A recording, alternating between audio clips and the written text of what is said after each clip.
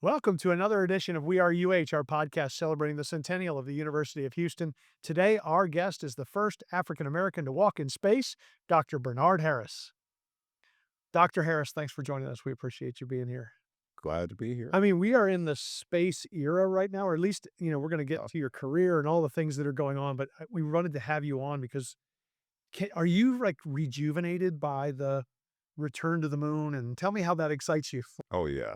A bunch of us old guys, as I said, watched the Artemis 2 mission and we felt like proud papas and mamas. It's like, oh my God, Do old astronauts have like this a is tailgate great. party to watch it go up and Uh, all that? we Do they actually engage you? we actually do have a reunion every couple of years of US astronauts, and then we have another group of international astronauts, no matter where they are in the world, and we get together and we talk about old times. So I cannot wait to get to the crew and say, what was it like, Oh my gosh. Because I flew the space shuttle and Yeah, they came down in a capsule, so it's a little bit different entry than yeah, what we had a little before. bit different. Just a Yeah, little bit yeah. different. I think a little bit more exciting We probably were, than well, ours. that's just why we wanted to have you on. I mean, you're obviously one of our distinguished alums. We really appreciate you being here. You're so affable and enjoyable and pleasant to be around, and zero pretense in your humility is to be, thank your parents Oh, because they oh, they raised you well. geez, I wish you would tell my family Ah.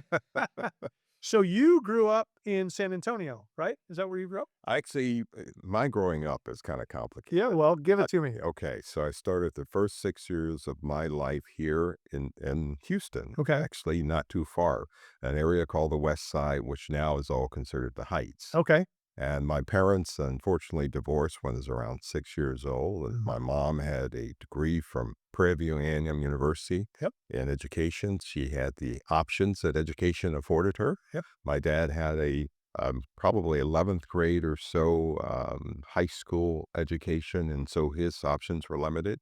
She exercised her options, and that was to get her three kids out of that environment. Yep. Remind people that the West Side back then was a very poor area, Yeah. and so she found a job working at the Bureau of Indian Affairs and moved us to New Mexico and Arizona on the Navajo Nation. Oh, wow. And I was Is out that there. Yeah, I was out there until high school, till 15, when we moved back to San Antonio, okay? and then eventually I made it here to U of A. That's That's a significantly short more story interesting than you version saying you of grew up in San Antonio, it. because you did not. Did she teach on the in the Navajo Nation area? Did she actually Sure did. teach? Yeah. Yeah. Third grade teacher for over 40 years, some, whatever, 15 or so years out there. And then in San Antonio, another 30 years. So it's like 40, 45 years Yeah. as, And you as said an you had 2 educator. other siblings? Two other siblings, Yep. a younger Older? brother, Younger? younger You're the brother. oldest? I'm the oldest son. Yep. No, Oh, no, my sister is older than the both of us, and she is the boss, by the okay. way. Gotcha. Well, we'll defer to her decision making, alright? Well, that's great. So, you obviously see education growing up as an important thing, Yeah. right? Your mother obviously put that into your DNA. Did you, when you made that move back to San Antonio, you're 15, you're in high school, did you have any idea kind of what you wanted to do at that point? Where you wanted to how did you end up in Houston, at the Yeah. University of Houston? Yeah. So, I tell people all the time, I'm a Texan, and especially a Houstonian Right, at heart. right. Growing up here initially, Houston and Texas was set in my heart. So no matter where I traveled, my educational gauntlet, Right. my home has always been Houston. So Yeah. when people say, "What's your home?" It's Houston. But it was out on the Navajo Nation, an area where there are no lights, so there's no light pollution. And I would look up at the sky Oh my gosh. Yeah. and see the Milky Way and As you were those describing that, I was lights. thinking, Yeah. And as I'm describing, I'm getting chills yeah, just thinking of those of us that who've been whole to Big whole Bend thing. and Oh, and it's actually see amazing. what stars there actually are. You don't need a telescope up Mm. there. And so my imagination started out there. And at the same time, I was watching what was happening in the space program. And when I was in middle school, or junior high school, as we call it, I saw Neil Armstrong and Buzz Aldrin land on the moon, and I was hooked. I said, I want to be an astronaut. And Right then, really. that's really how it started. It really is, and we're gonna jump back and forth in this because your interconnective tissue of your career and what's going on in the world now So this you did the same thing, probably to a group of students in middle school when you got on shuttles and everyone watched those shuttles launch and everyone watched the first African American to walk in space, and Mhm. you happened to be on the same shuttle with the first woman to pilot a shuttle, Yeah, correct? yeah, I mean, Eileen Collins. and so all of these firsts that inspire generations, do you take a moment to think about that for a moment, that I just got on this thing and we went around Yeah, the earth a few times and we yeah. landed back and I talked to ABC News when it's over. The number of people that gathered in their 4th grade class to watch it take off and watch it land. Do you give yourself a moment to think about Mhm. that? Yeah, I do, I do. And, I was sharing this and in fact, this past weekend, they had the Astronaut Hall of Fame weekend, Yep, back in Cape Canaveral, so yep. that brings a lot of Of which you were inducted memories last back. year. Yep, Gotta I sneak was that in. inducted last year, very, Congratulations. very proud of that. But I was remembering as they were showing some of the video of the 2026 inductees of the shuttle lifting off, and I said, "I remember when I got back from my first mission, and we were going around like the Artemis crew is doing now, speaking to different communities, and every time they would show that video of the, Columbia, shuttle, lifting off in space, I would pinch myself and go, I was in that, Yeah. That's how unbelievable, at It's least it was. and yeah, and there's so few of them, Yeah, right? I mean, you can hit a home run at a baseball game and you hit yeah, a home run in Yankee Stadium, and I did that. And you have competed in the Olympics and there's one of those every 4 yeah, years, and I did that. yeah. There are I mean, think you can count on, if you took your shoes off, the number of times we've gone into space in one way or another, Yeah. and it's such a small population of people Well, that have done it. it's a small group, and a comment was made this weekend that there have been 370 or so U.S. astronauts, and then if you include now we have commercial Mhm. folks that are going in the space, it's still a small number. I think it's around 600 total that have done either suborbital flights or done very short flights in space. Times have changed since I started. Yeah. Yeah. Back in 1990, the class of 1990 in which I came in. Wow. Alright, so let's go back. You show up at University of Houston Yep, with did you had that thought bubble, "I wanna be an astronaut." yep, What did you jump right into as a student? yep. Did you have the regular experience? Well, I Did you did. just immerse yourself in math? STEM was your buddy. I wish I could say that I immediately jumped into academics and that was the only thing that I did. I did that. Others would disagree.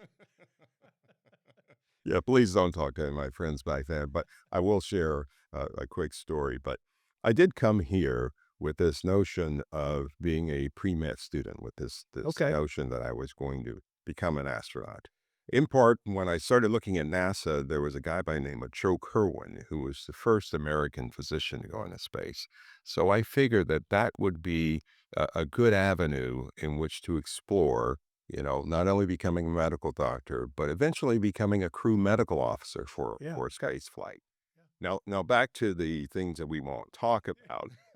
We had a fun you have a balanced education is what we said Part that. of, part of my balanced education is I found this group of brothers Mhm. called Kappa Alpha Psi Uh-huh. fraternity, Yeah, and I joined them, and we had a great time. We yeah. we had a great time as we all did. And As a fraternity member myself in Sigma Alpha Epsilon, I will tell you that I think, I have so much, envy is not the right word, but the admiration for Kappa Alpha Psi, that is seems to be, if not the one of the deepest brotherhoods that occurs in our fraternity system, that others will graduate and they'll go off and do their thing and come back and you never leave. You always say it. yeah, You immediately know someone that's in it. It is a lifelong thing. yeah, And it's about the friendships that last for a lifetime, the professional yeah, networking that occurs, and the organization is about building up communities. yeah, And so we continue our community work, and including a lot around education, yeah, STEM education. yeah. All right. So you show up at U of H. Yep, You kind of, and we can't go through all your education because we only have 30 minutes.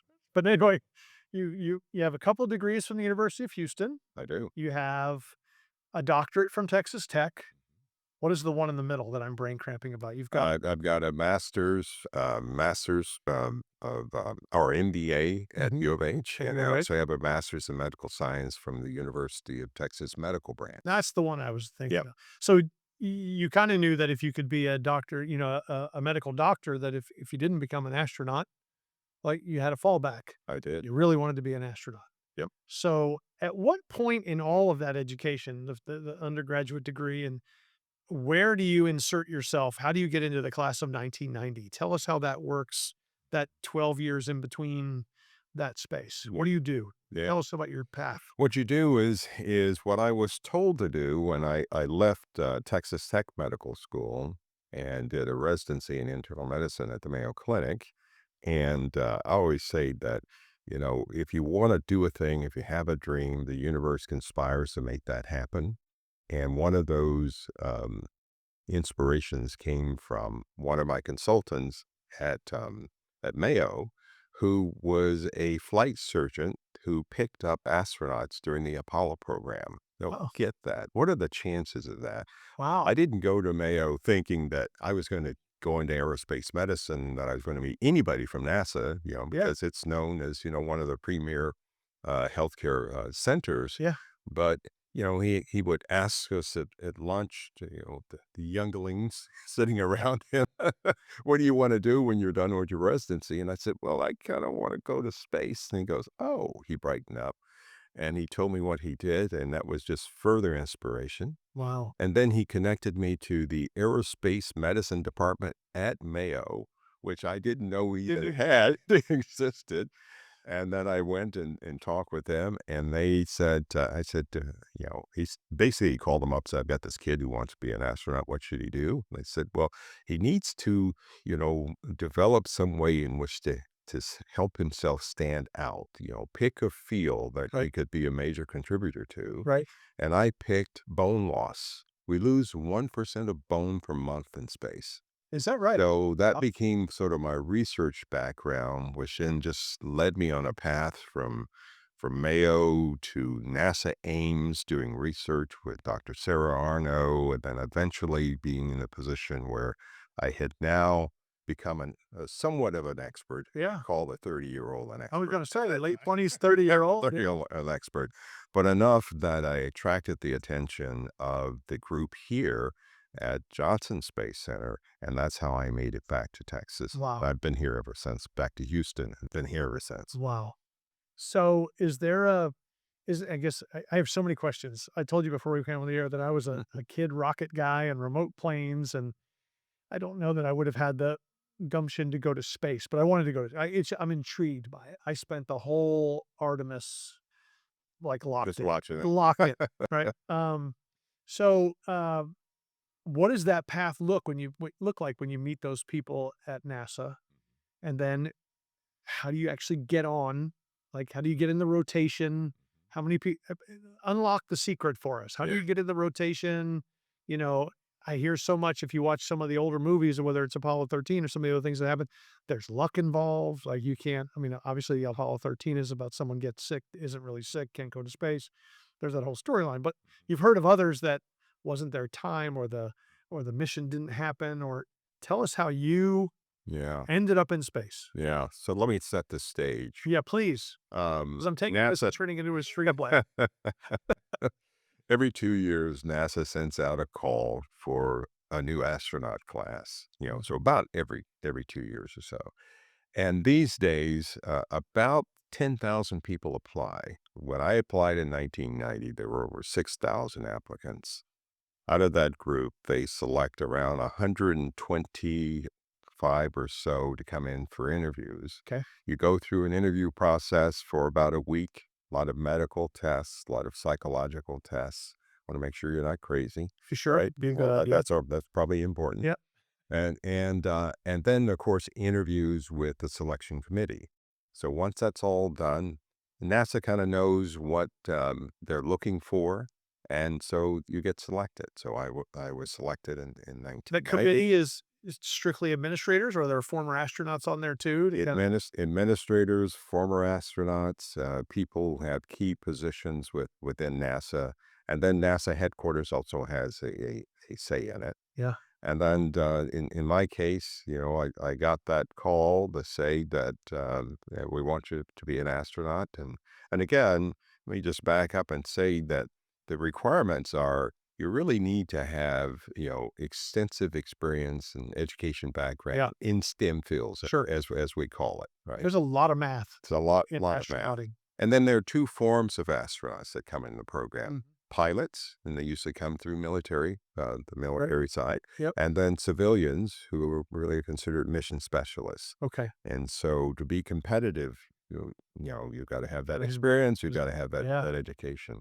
But once you come on, you spend about a year or 2 in basic training where you learn all sorts of things. You learn how to survive in different environments. You learn Right. how to fly the shuttle. You learn how to fly jets.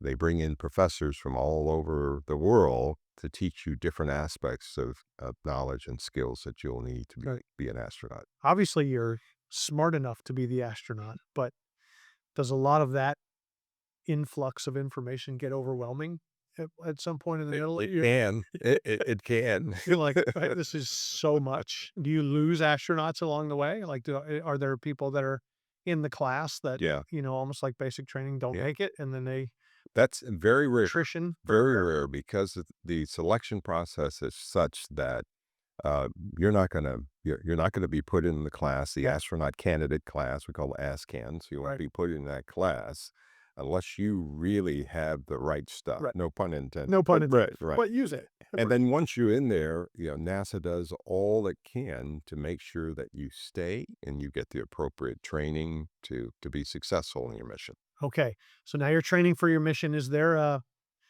it almost like the big reveal that they're having these days that you find out you're going to space? Tell me what that was like the first time you found out, Yeah. "Bernard, you've done it. You've done the check the boxes," and I'm looking at the patch. I've been glancing at your patch. Yeah. I wanna say on the side note, I have things that mean a lot to me, and I know I wanna wear that shirt forever, so I'll buy like 7 so that if they wear out, I can still have the shirt.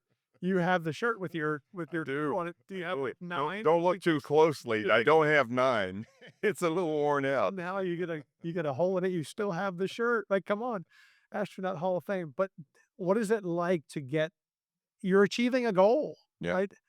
And then obviously you get to the peak of that, and then you realize how much work's involved with that, but tell me yeah, about the peak point. yeah, They're gonna, "Hey, Bernard, we're gonna put you in shuttle," yeah. and what So I remember for this particular mission, which yeah, is my first mission, we had just completed our ASCAN training, okay, and we get, what's called our wings, but they're not really wings, they're sure, astronaut stars. right, We've seen that, and they are silver, so that says that you've been through the training and you are indeed an astronaut, but you're not a flown astronaut. Then I get a call 3 weeks after I'm done with my training, and I'm thinking, "This is why is the boss calling me in? Because I must be in trouble. good, What did I do? I thought I passed, right?" So I walked in and he says, "Bernard, you're not in trouble." First yeah, of all, I think, "Thank God." take All the right. so everybody He sits says, down. "But I've got 2 things I need to tell you." And he says, "You've been selected for a mission." I mean, "Oh my God," I'm almost jumping out Oh, of yeah, my chair, "Been selected for a mission." And he says, "But the bad part is it's a mission with the European Space Agency, and you're gonna have to go train over in Germany, and you leave in 3 weeks." So now I'm going like, "Okay, how am I gonna tell my recently pregnant wife, oh, yeah. Uh, honey, uh, I'm going to have to leave you to go and train." So and you did that, right? And then and I did that. I Yep. we have limited time. I could tell you we Yeah. could go for an hour, but we all have to know what it's like when the thing takes off. Oh, yeah. Like, Yeah. what is the vibe, Yeah. to use a 2026 term? Like, what does that Yeah. feel like to you? A, you've gotta be thinking to yourself, there's gotta be a retrospective moment like, "I did this," Yeah. and then in the same moment, you go, "I'm about to do this." What is that like? Let me see if I can give you the cliff version of it, Yeah, if I can.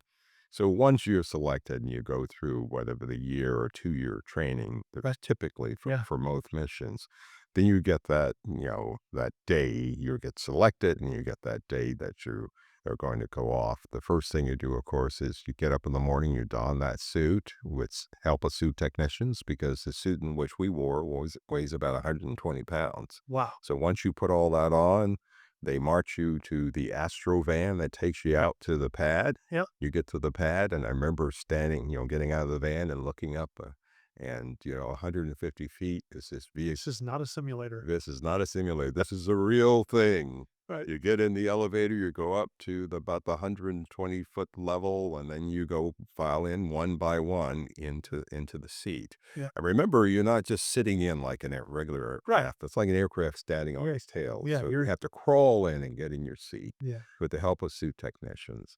Once they get you in and buckled in, and they move all of the closeout material, they close the hatch. And I remember when they closed the hatch, you heard that click. In my head, I'm going like, "What am I doing here?" How did I get here? And I realized that they had locked it, and I was gonna be along for the ride, whatever the Wow. ride is. Did any, What a ride! oh, did It's any, a really quick side note, kind of a somber note, did any of the issues with the shuttles prior to that give you any pause? Oh, yeah. We had to remember I said that my first mission, he said, was lifting off 8 months Yeah. from the moment? No, it was a year and 8 months Uh, before we actually lifted off yeah. because of a lot of issues that Yeah. we had. And on that particular mission, I thought I was leaving that day, but we had a launch pad abort, Uh, which gives meant you we another. stood down for a month, replaced the engines, and now we're ready to go. Okay. So this time we're buttoned up at 5 seconds, the main engine's light to produce about 1.5 million pounds of rust, and you Yeah. know that you're going somewhere. The vehicle is shaking, is noisy.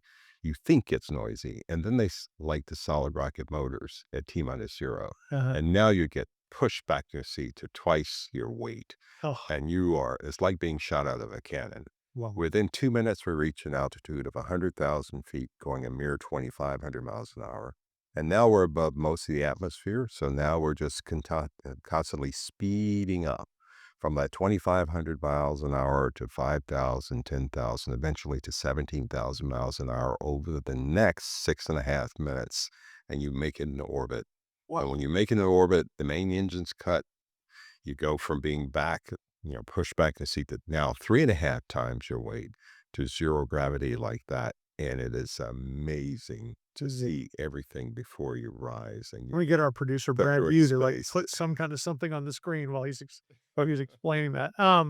Just amazing, just amazing. And like I said, we could go forever, but was it everything you hoped it would be? It really Your was. 2 times you were in space twice, Twice. right? Yep. First African American to walk in space, On the correct? second flight, we went to the Russian space Right. station, got a chance to do a spacewalk. That was Incredible. incredible. Oh my Yep. gosh. Yep. Yeah. So it turned out to be everything you hoped it would be. Yeah. Yeah. With some scary parts. Well, I'm sure they're sure, but listen, we've abridged this whole thing down to the sip. Yeah, everyone can do it. So y- it's just an amazing. I'm trying to think the next question that would be a good spot. So you come back from that, and then what's your post-flight career in NASA? What does that Yeah. look like? How long does that go? And then tell us what you're doing now. Yeah. So when I finished my career at NASA, I had checked all the boxes that I Literally wanted to. checked all the boxes. I took a job working for one of the first commercial companies in space called Spacehad. Okay. And of course, NASA at that time was not ready to hand things over to commercial Right. space. It was just a little bit too early. So I transitioned. And I transitioned through meeting meeting a mentor of mine. His name is Jack Gill, who was in venture capital.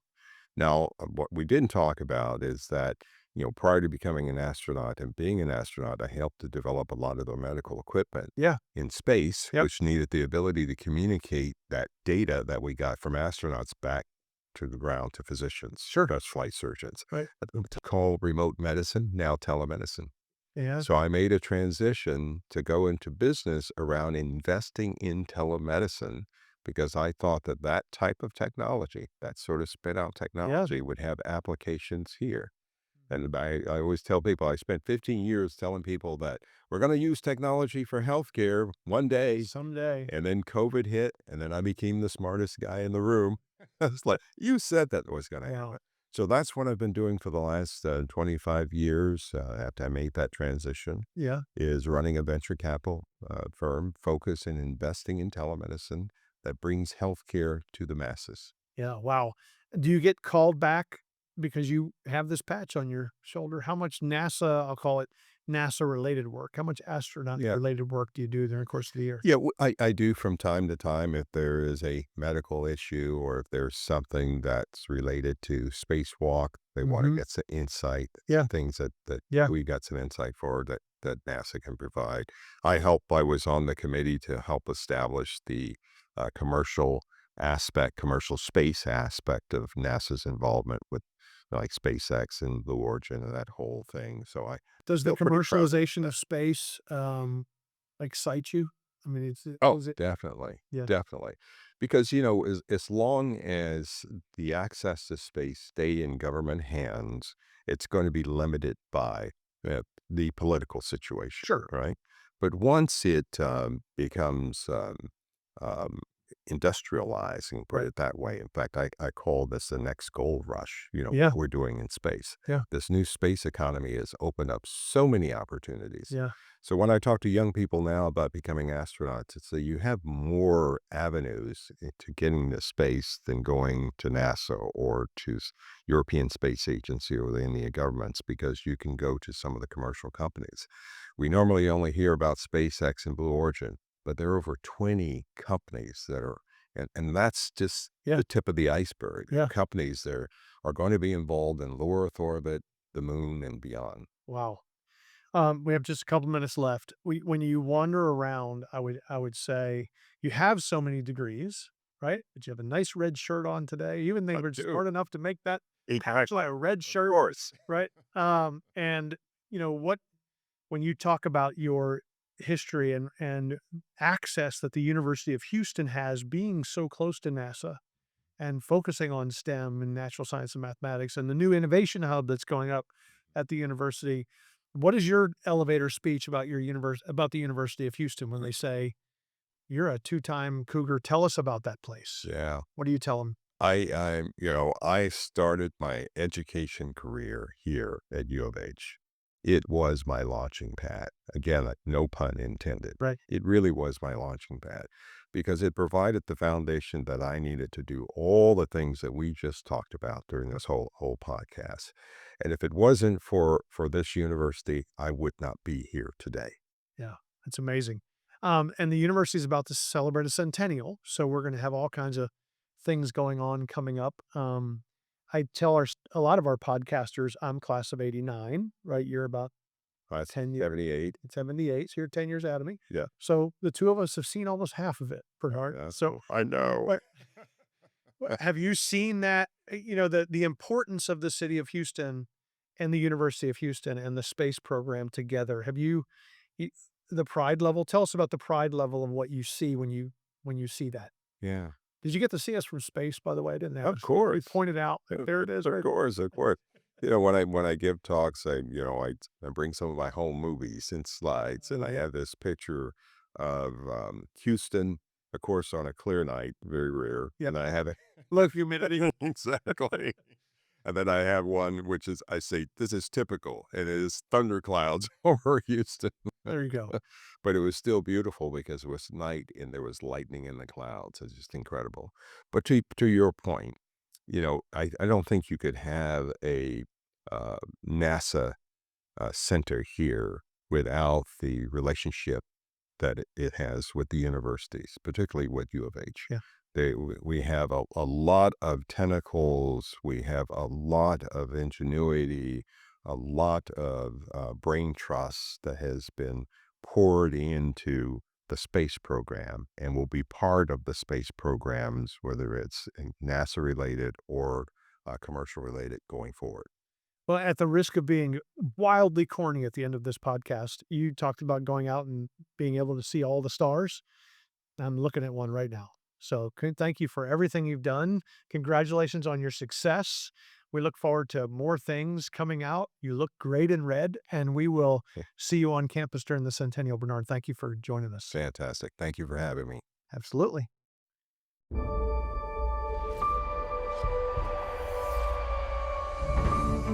For the past 100 years, the University of Houston has been on the move. We've been building something, step by step, achievement by achievement, victory by victory.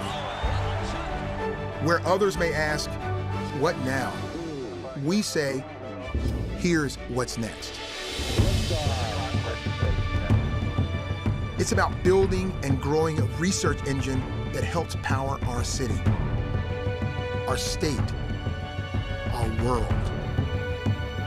Attracting and supporting a vibrant, global campus community right here in Houston. Graduating students who are ready to meet the challenges of tomorrow. Determination, tenacity, and an entrepreneurial spirit. This is what makes us Cougars. And this is why we can't be stopped. The Centennial Campaign is a transformative fundraising effort that doubles down on what got us here and defines a new horizon. Because action today is opportunity tomorrow and for generations to come. Leading in academics and research. Building winning athletic programs. Transforming our campus. The Centennial Campaign is a bold investment in our next 100 years. The future won't wait, and neither will we. Join us.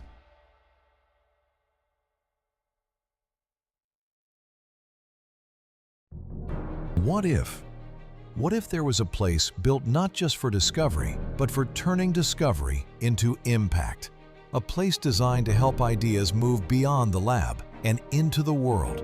At the University of Houston, innovation is more than an idea.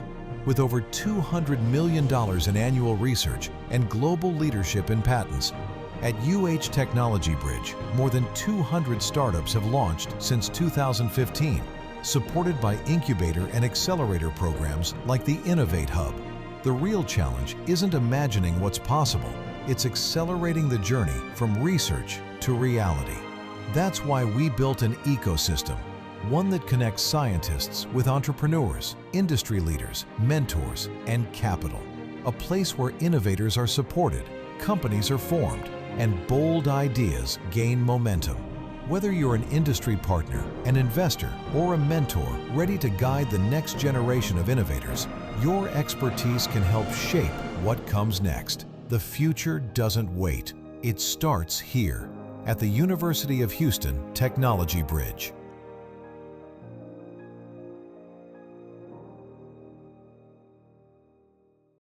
Welcome to another edition of We Are UH, our podcast celebrating the centennial of the University of Houston. Today, our guest is Dean Patricia Oliver of the Hines College of Architecture and Design. Well, Dean Oliver, Patricia, thank you for joining us. I mean, Pleasure. I can't believe it's been 16 years. I can't either. You beat can't me by either. 2 months. You got here Do- 2 months before I did. Is that true? Yeah, you came in January, right? Yeah. January of 2010. Yeah, I got yeah. here in March. Oh my goodness. Yeah, so our time has been almost the exact Exact same same. time, and we both had projects that we arrived at when we arrived at the University of Houston. So tell the folks out there who don't know your background. I know you have your professional time is in California, a lot in That's California, correct. Yes. and you're a UCLA grad, Yes. correct? UCLA times? grad. Okay. More than once. 3 times actually. Born and raised in California. Born and raised in California. Where did you live in Yeah. California? Southern California completely. The best part. The best Yeah, part. look at the best part. If you look, if you listen to them, Northern California wants to secede from the Union and everything. I think that happens in Texas. I grew up in New Jersey, and I think it's the same thing.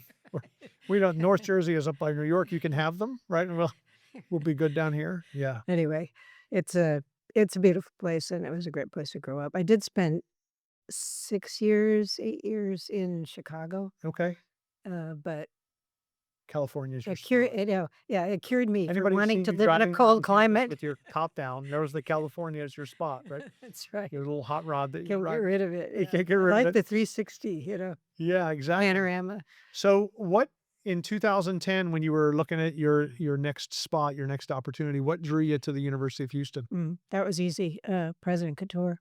Yeah, Yeah, when I met her, she said, "We're doing this. You want to do this? You need to be here." that's simple. That simple. I Yeah, was like, you want to be at a place where the whole university is moving in that upward direction. right.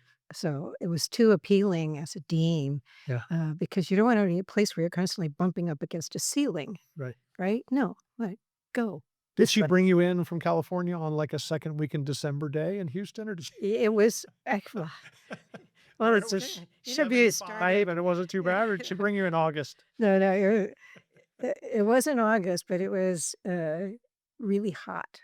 It was really hot. Yeah, Yeah, so I got a taste of the right off. humidity. Yes, Let's, true transparency. This is what you're going to walk into. that's right. You should, if you're going to interview somebody in Houston, bring them in July, just so you know what you're Yeah, getting yeah, into. There's some beautiful April days, but July is when you really realize if you're dedicated to come or not.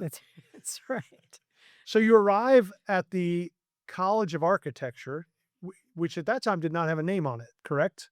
So tell us Well, about. actually, it was called Gerald D. Hines College Oh, of Architecture. He named the college. that's right. Yeah, Okay. at the time, it was only architecture. So what did you define? What did you find positive and challenging at the college when you arrived? Yeah. Well, the college itself was actually pretty old. It was founded in 1945, Yep. and but it was only Right. architecture for 60 years. Wow. And so when I came, it was architecture, and it just started an industrial design program that was 2 years old. It was like a little baby other, that popped up. It was like, okay, all right. And to So, the novice out there, was that just behind, like years behind, or when did the design part become a bigger deal? much later, actually, it took a little while. It takes a while to get your sea legs, as it were, when Yeah. you're a new program like that, especially we were the only industrial design program in a 4-state region. So, lots of territory, but not a lot of business, local business. So part of the challenge is to build your own business with your own alums. Right. Um, but that's done beautifully. That program is ranked fifth in the country. Is it really?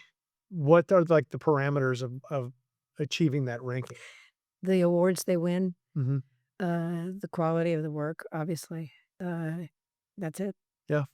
So it's now the Hines College of Architecture and Design, In design. right? And what did you find from the alumni base when you arrived? Like we had a lot of, I'll respectfully call them working architects. Were they designing things in Houston, or were they spread all over the country? What did you find when you? There was a good solid group here in Houston. They were a little, I guess when I arrived, they basically said to me, "We're tired.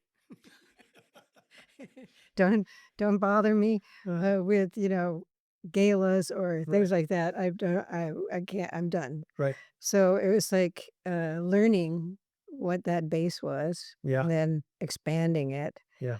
so that we could reach people who weren't tired yet and who were willing to, support the Well, college. architecture, I have a nephew who studied architecture at the University of Virginia, wasn't desperate to get into that program. And it was hard. I mean, you don't take very many students every year, right? How many students does the university take every year? We we take in about 120. Yeah, 120 out of 49,000 students. I'm not a math major. I was promised there'd be no math, but that's not a high percentage of students Yeah, in university. yeah. And they may be tired because of the rigors of the program. That's right. It is difficult, right? It's difficult. What does an average architecture student's study life look like? I'm told they pretty much live in the building. Well, I mean, it's been described as med school without the blood. I like that. That's fairly accurate. I think. Is it? It's It's just mainly, every possible minute that you're not doing something else. A lot of our students work, so they have to constantly balance that work yep. and work ethic of the college and then work to live, Yeah. and that's a challenge for a lot of them. Yeah. Have you seen the, um, applicant pool improve Oh, significantly in your time? absolutely. Yeah. No, absolutely. It's gotten harder, a little bit harder to get in, even when, you think the applicants should be going down, they're not going down. Everyone still wants to Build have a something. piece of that. Yeah, Yeah. architecture and design is still attractive. Um, but yeah, the quality of the work is, I'm very proud to say, is Yeah. quite a bit better. And just as a trivial question, which I ask a lot of, by the way, Dean Oliver, trivial questions. The city of Houston's skyline and its various around, what do you think the Hines College of Architecture's input over time has been in that space? Do we have a lot of alums Oh, that are pretty much been in that huge, space? Yeah. large number of those buildings were built by Heinz, Yeah. our, our Yeah. benefactor. And our engineer, who teaches structures in our college, has for many, many, many years, was the engineer for many of those buildings. Yeah. So you We can't once do had it Johnny better. Greer on the call on a Distinguished Alumni Award. You've been to our event so many times. He claims to have put the glass in 80% of the buildings in downtown Houston Mhm. because of the alignment with, and he's an alum, obviously, engineering, with the alignment with the College of Architecture over the years, those skyscraper glass. There's some really, we don't have enough time for it here today because I want to get to some other things, but there's some really interesting conversations about what it takes to design and build a building. I mean, it takes all participants, but when someone wants to start a project like that, what does it look like? What if somebody comes to you and says, Pedé Incorporated wants to build a building in downtown? Do you sit and have this mission conversation about how big do you want it? Where do you want it? Where's it going to be? How does something like that Yeah. start? And where does an architect? It's a huge, It's a huge, yeah, it's a huge thing. I mean, there's so many different ways that that can happen, but a developer and a site, are basically the first things. yeah, So then it's like, okay, budget and, you know, what's the purpose of the building? What do you right, want right, out of it? right. What it's going to be like? How big is it going to be? Who are you serving? Da, da, da, And da. and the competition level to be the architect probably becomes, The architect gets selected hopefully sooner than later. But it's so important now, in particular, that everybody's working in a collaborative environment. So bringing the contractor in, bringing everybody in, all the subcontractors in as early as possible, is much more preferred than in the old method, where an architect would design a building, then they would go take it out, yeah, find people to build it. find people to build it. It's the other way around Right. now. Yeah. And you probably and we don't need to take a lot of time on this, but you probably get some pretty wild ideas. I'd like to have this overhang and I'd like to do these things and a water Yeah. feature and a whole Yeah. Well, if I had time, I could tell you some really, really great stories that Mr. Hines told me really? while walking through one of his buildings. He was talking about the Pennzoil Place building. That there are two buildings that are 60 feet apart, Okay. one very crucial part. And the whole concept of bringing Philip Johnson, Uh-huh. who designed our building on campus, Okay. same architect, Really? to design that building, and the stories behind getting that to happen the way it did, 60 feet apart. 60 It's feet like a is, major feat. yeah, at It that height, Yeah, at that height with movement and all that kind of stuff. hurricane So winds and all the things you have to, that's anyway, probably better, fun, really fun, probably really better fun. that it's not in the public realm at this Yeah. point. Does you mentioned Gerald Hines' name a few times. Has his name carried on over time in the architecture world in Houston? Yeah, Does it really help your recruiting? The Heinz organization is still very strong, Yeah. and it was incredible what he did actually for this city. Yeah. He's he's Fingerprints are all pretty he's much all quite over it. he was quite a pioneer. Yeah. I miss him. Yeah. I have to say he was very special, very very very special man who appreciated Did you know him architecture. before you arrived? No, No? How uh, did he greet you? oh well, that's also a fun story. Uh, I'd he love to called hear. me up and said, "Let's have lunch." First week or second week I was here. And, so we went downtown to a building he was working on, and, we we're in this little tiny cafe, really small, with little tables, and there's him and the architect for the project and, oh, his sidekick, project manager, and me. And we had I don't know what we ate, it didn't even matter, it was like a sandwich or something, and, and I was like, "What is this place?" Or like, it was not what I was anticipating. I had heels on, right? So we march across the street to the building that's in construction and Did go he put a up hat on you? into it. He put a hard hat on you? Yeah, Oh, yeah, and I within 15 minutes after we got in there, what I can't remember what floor we were on, looking out from that floor toward the Pennzoil building, and then the next thing I know, we're crawling through the air conditioning system. this is your first That was experience? my first experience, but he's a mechanical engineer, and he was so excited about this new air conditioning system that he's putting into this building that was gonna be so super because of Meanwhile, all as this a new new dean, I'd like to talk to you about curriculum. and we're crawling in there, and it was so infectious, you couldn't help but be equally excited, right? Yeah, So that was my introduction yeah, to and the he lived students. into his 90s, right? Didn't he live to be quite old? Yeah, That you'd lived a good yeah. life. Alright, let's talk about some of your little not little, big successes and some of the things to people around here for the that don't know, the architecture program not only spits out opportunities for graduates here in Houston, but you take students around the world in competitions around the world. One that we heard about a few years ago was was Biennale. I guess it was in Venice, right? Is that right? Yes? Please tell me how these competitions work. Like, what is the main goal there? Do you take a group of students? Is there one project? Tell us how that works. Well, for us, that project was, a pedagogical change that I implemented the 2nd year that I was here. We started in 2011. Uh, we wanted to use Houston as our laboratory. So we said, "Well, Houston's got there's no shortage of things to look at here, right here in our backyard." So, the first project we did, the idea was to do a studio project that wasn't confined to one studio, that it sort of expanded over time so that you could get into the depth of what it took to do these projects, to understand the principles behind it, the difficulties behind it. So we did of 3 years, we decided. We brought in visiting architects, uh, and we collaborated, across continents. Wow. So we did a three-continent studio with Buenos Aires, Technical University Delft, Tulane, and us, the very first one. And over that 3-year period, we produced an amazing exhibit, I have to say. It was so beautiful.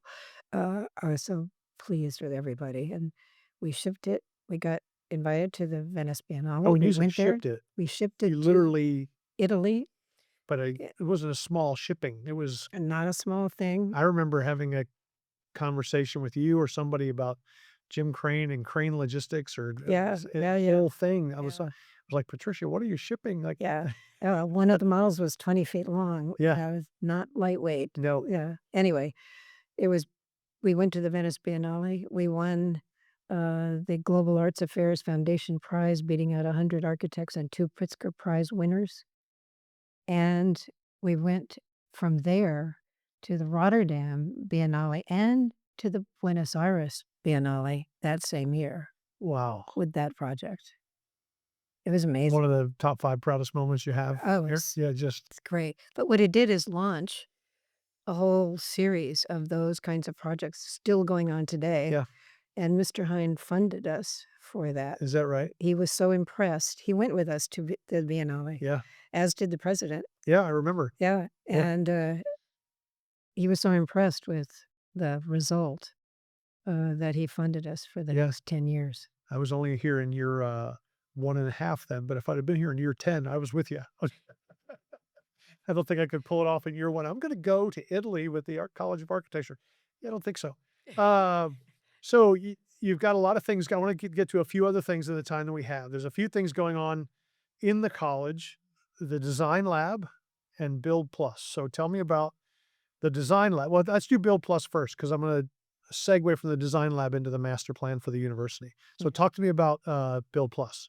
So, 2 years ago, actually probably started 3 years ago, We have a design build program in the college. It's been very successful the last 35 years or so. It wins awards and all that kind of stuff. But it's confined to one studio again in the graduate program. So these things are so very isolated, you Yeah. know. It's like, no, no, no, no. We need to. Yeah. Mm. So we looked around the country to see how other universities were handling their design build programs. And there was one in Kansas that we were very intrigued by because they had developed a nonprofit. Mhm.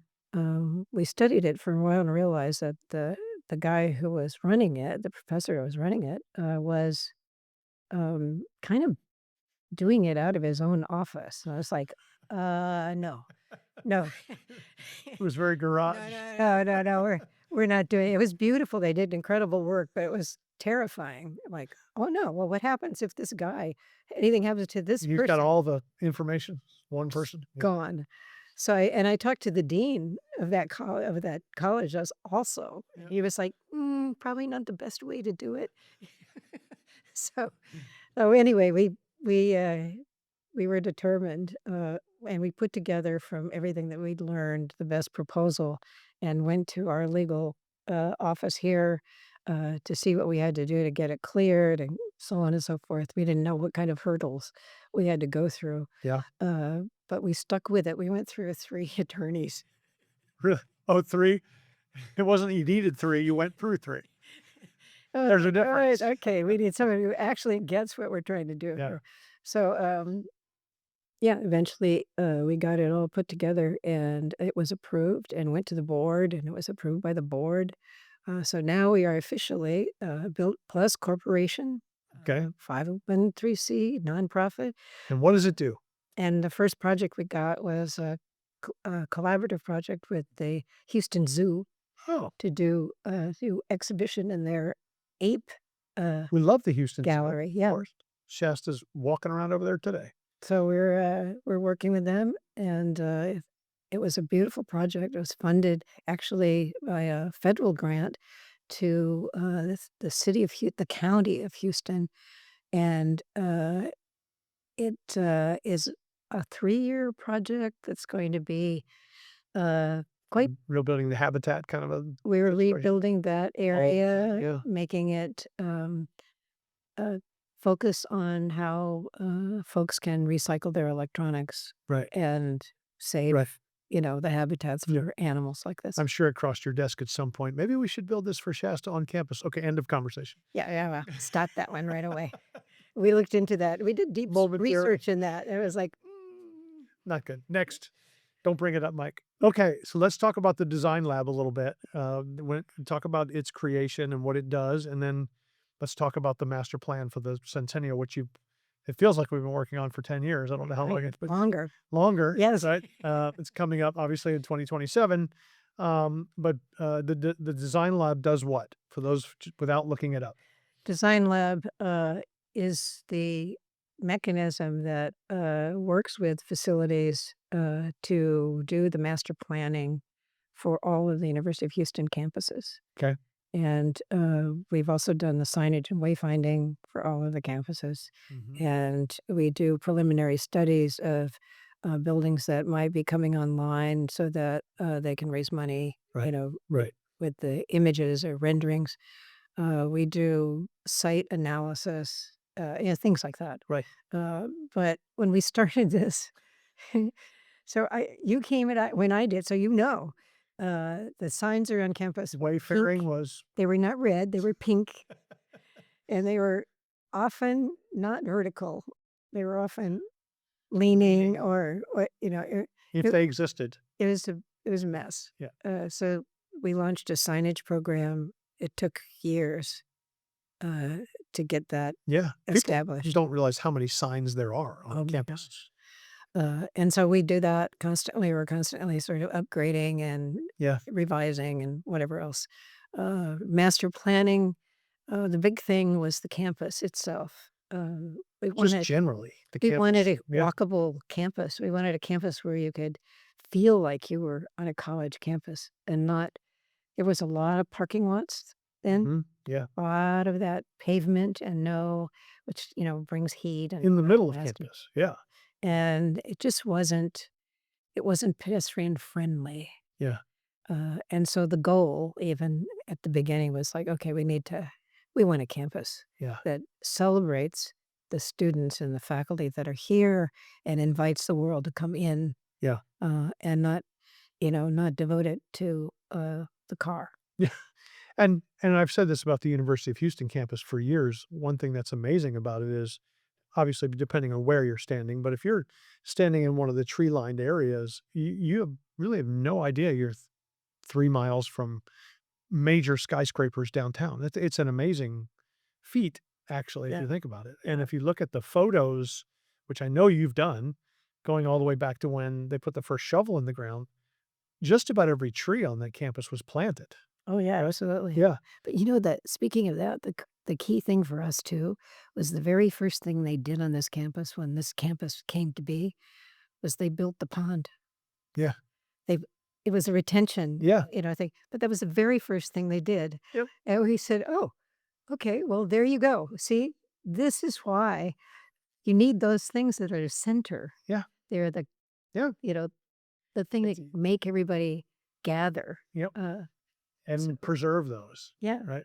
So over the 16 years, do you have I tell people all the time, my numbers may be a little off now because it seems to be a moving target, but since President Couture has got here, which just is 2 years before you, so pretty much the same time, I think we've built 1.2 million square feet of new space and I don't know it stadiums and that arenas and I don't dorms even and know in terms of square footage. Number of buildings is staggering. yeah, I mean, there was a mandate to Tier 1 yeah, that we have housing. yep. So how We went much from housing have 2,200 students on campus to 8,000 like that. Yeah, Yeah, yeah, literally yeah. like that, and then let's turn the ones over that we already have and turn them into something new, and And there's it's another one going up. still happening, yeah. Right. Your building, just as a total side note, opened the year I graduated. I remember that was the big deal. The architecture building opened. It was quite the quite the sight Quite the sight. at that time because Yeah. it's not small. No. Yeah. So we have 3 big projects in the time we have left. We have 3 big projects currently one finished, Wilhelmina's Grove, kind of finished. Yes. We have a new dorm going up that's almost finished, and then we have the one I'm really proud of, and I'm sure you are too, is the getting rid of the commercial feel to the entrance of campus and taking it down from 4 lanes and down to 2 down the middle. Talk to us about that project and what the goal was of the entryway to the campus. Okay. That was another really big effort because the main entrance to the campus was congested beyond belief with buses and cars and bicycles of people and Everywhere. Yeah, everything double parked and all yeah. over the place. It was terrifying a little bit. Uh, so the goal was to no, no, no, no. Students need to be able to walk to get to their Mhm. destination, their classrooms, all this kind of stuff. We don't need all of this in one place. It's a mess. So the idea was to pull the buses out to, minimize the amount of cars that go through, Yeah. to open it up for Yeah. pedestrians, and again, really greet the people coming into the campus, immediately give them some place to go, and then let them see this is it. Yeah. This is where it starts. Yeah. I think it's gonna be quite lovely. Yeah. It's gotta be fun when you're in your space to watch it happen, Yeah. right? To the time it takes to convince all the people that this is what you're gonna do and this is how we're gonna do it. But once you stick that first shovel in the ground and you watch it kind of happen, it's kind of ironic that the timing of your, we'll call it impending retirement. We don't want to bring it up because I might cry, but is right when all this is gonna. Do you think about that for a second? That you've run this up to the point where literally the cherry on top will be the celebration of the centennial. That road is open the right way. The tree lines are the right way. Wilhelmina's Grove is up. The fountains are refurbished. I mean, this is the 4th time in my lifetime we've redone the We've fountains. done the fountains, yeah. So, but those are important to people. Yeah. You realize that university's history are important to people. This is what you don't just get to change it all. And the other thing I know you focused on was trying to have some level of symmetry on the way we build things. Like let's just not take a building that looks like it was built for Southern California and stick it in the middle of Yeah. campus. Yeah, Or to let's take create a it kind of standard right. And I and know one of the a projects palette. to push on, I know you were a big proponent, at least in the meetings I was in with you, was putting the quad back to its original space where the College of Education came out of the middle of that, and you get that real collegiate feel. Talk about that project for a second. Well, again, I mean, all of the intent to make a pedestrian campus, we decided we needed to look at the campus as districts. So we divided it. I think it's there, if I can remember now. 4 or 5, arts, Oh, I residential, think there's athletic. yeah, there's at least I think it might be 6 or 8. Yeah, But anyway, every district then the idea was every district would have a focal point, a center, so that in small ways they could gather in their district or they can right, gather, right. crossover or whatever, Yep, might. And so every area like that where there was public space had to be looked at carefully. Just like, how do we return this to truly public space, places where students can sit outside, where you can, have cover when you're walking, when right. you can, all that kind of thing. So yeah, quad was one of it. It Yeah, has history because it was the quad. It was like the original residential, area. So yeah, celebrating that, recognizing it, and then realizing that we're a university now with 25% of its students living on campus. yeah, Very different place. yeah. What's your biggest pride point? I know you love to do things, and as long as I've been around you, there's been so much to fix, right? That you're not necessarily, I want to put you in the box of fixing, but your vision is so good. When you leave a year and a half, whenever you decide you're actually, I know it's coming upon us pretty quickly. If you're going to leave us in 2027 or end of 2027 sometime, right? That's only 18 months from now. Mhm. What's your feeling gonna be like when people ask you, "Boy, your time at the University of Houston, what was your biggest achievement, do you think?" I wish I Because could they're narrow it in little down segments. You to have the one college thing. There's itself, so many things. right?